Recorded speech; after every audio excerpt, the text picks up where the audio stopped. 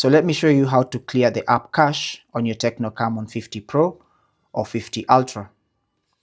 So go to settings, tap on settings, and under settings you want to scroll down until you see app management. Tap on app management and then select app list, and under app list you will find all the list of apps you've installed on your device. So find the app whose cache you want to clear and tap on it.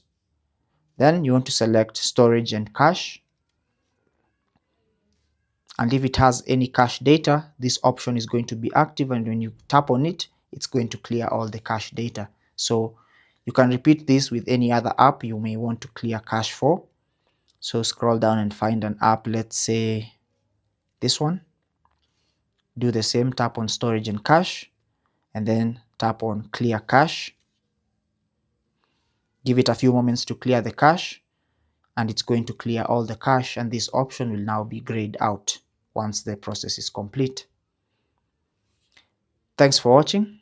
Take care and God bless.